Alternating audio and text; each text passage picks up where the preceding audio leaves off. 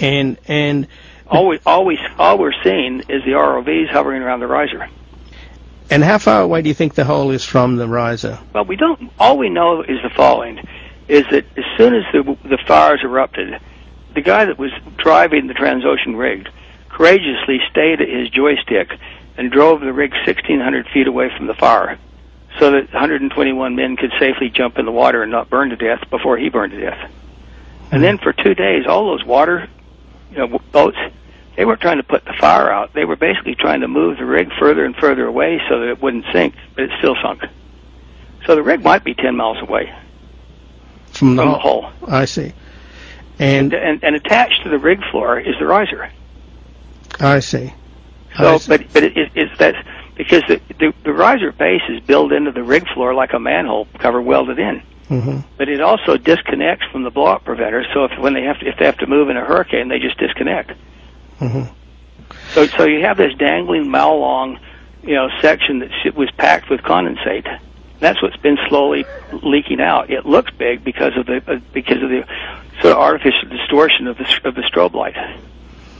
So that's just a sleight of hand. It's a minor distraction. Sleight of hand is an understatement. Right. It's the biggest cover-up we've ever seen. And is there and you're dubious, Matthew Simmons, that the relief well will Well, I know technically that without casing a relief well cannot work. So it's just a technical fact. It's like saying if you don't have a steering wheel on your car and don't have any wheels, you can't drive the car. So if we discount the possibility of the relief well, let's just go ahead a few weeks from now. If we discount the possibility that the relief well, which they'll announce in a few weeks, has struck and that it's not going to work, mm-hmm. At what point? It'll be only the 45th announcement that something was going to work, didn't it? Right. That much I know, but I'm trying to think about how they can continue this. Well, the only thing we can do that's ever been technically done before in an instance like this is create a very small diameter, low-level nuclear device and insert it with a rod down 18,000 feet and set it off, and you fuse the rock into glass. And it's totally safe.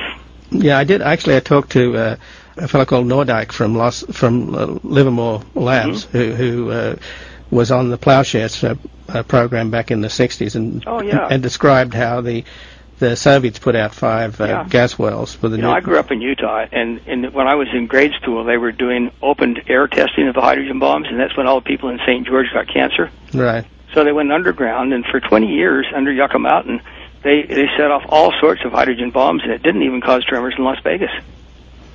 Well, and this is 3 miles under the seabed. Well, it seems to me he'd mentioned, by the way, Milo Nordyke, he mentioned it takes months to get the explosive device together, assuming that you that's exactly what a senior military person told me earlier this week, is the Navy does not have one of those in their toolkit. Right. And for some reason, rather, the Navy's not sent a submarine down there to find out where this damn hole is. Well, they first of all, until very recently, everybody believed the big lie. Well, even when the research vessels were sent out by NOAA, the only reason NOAA got kind of is because they started saying, why, if it's 1,000 barrels a day or 5,000 barrels a day, why are all these streaks showing up, these ugly orange streaks? And when they sent the first 2 research vessels out, BP cried like a stuck pig, saying, there aren't any plumes. We've already searched that out. This is just a diversion from us actually correcting the riser leak. Well, but Matthew Simmons, surely when the lie is exposed that the relief well doesn't stop it, and it continues, the pollution continues to come up, 120,000 barrels a day by the information you provided us with, but NOAA's count. Okay, so, but at this point, when do we get the truth? Because you can't deny that. I sense from just conversations that I'm having with more and more senior people that were pretty dubious for a month or so that I was being an alarmist, and they're now saying, Jesus, this is just stunning. I think that basically the walls are starting to cave in on BP, because there's only so many things you can make up. But will the walls cave in on President Obama? Is he being? No, I sure hope not, because I don't think there's. I mean, I'm a 4th-generation Republican, but I think one of the things that the administration needs to do is bring in, like our former presidents to head up a commission, so we take the politics totally out of this. So the bottom line is he's being lied to, and he has been lied to from day one. Yeah. And I think, unfortunately, when he said tough words like we're going to stand on their neck and I want $20 billion of their dollars, some of our fine conservatives basically call him a communist. Right.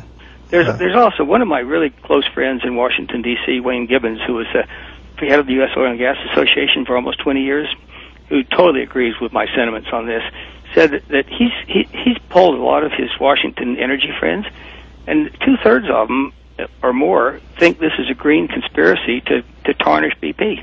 Well, already the president says that this is the worst environmental disaster in U.S. history, but what you're telling us... I'm saying global history. You're telling us that this is beyond that by a factor of what? And now the health problem is so serious, and I think now the scientists are too many people are now getting ill. So, and the reason they're so intensely studying all these dead mammals and fish and birds is to try to figure out, why did they die? And I guess from the New York Times had a big story about this today, and and it said, well, I guess it's basically when you inhale methane, you just die. Well, I just find it extraordinary, though, Matthew Simmons, that we've had this sleight of hand, and now they've had, in this big theatrical announcement today, they've closed off this irrelevant little cap on this irrelevant leak, and the big leak that everybody's in denial about is belching out 120,000 barrels a day. How long before people find this thing? I think their days are numbered. Mm-hmm. Because I think the number of people that are starting to say, enough's enough. Well, but this is a crime against the planet, isn't it? Yes, it is, yeah. This rivals World War II. And let's assume, Matthew Simmons, that we have this wake-up call soon and we recognize what the real problem has been all along. Yeah. What do we do? I don't know, because it really is very complicated to figure out any way to actually, soak up the lake of poisonous oil. Now, had BP done what a company like Exxon or Chevron or Total would have done, in my opinion, and that's the day of this happened, say this was just a terrible, terrible disaster. The BOP blew out, the casing blew out, it's an open hole. We think it's spilling someplace between 100 and 120,000 barrels a day, which they could have done. Then, for the last 90 days, we could have basically taken all of the super tankers that are offloading on Loop, which is the Louisiana offshore loading port, and going back to the Middle East empty, and taken them over and with large diameter pipes pumped up this oil, and also, by this time we would have had a bomb, and we could have probably solved the problem, but we didn't. There's an old adage that the cover-up is worse than the crime. Yeah. And once you get into the big lie, you just can't get out. This is really extraordinary. I mean, this keeps you up. I imagine it's been keeping you up at night. Well, it certainly takes a lot of my time.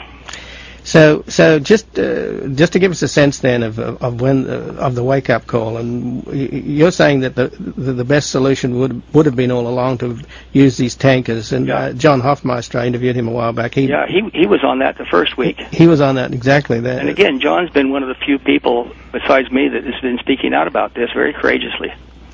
And so, short of that, is there any way to plug this hole short of a nuclear weapon? Nope.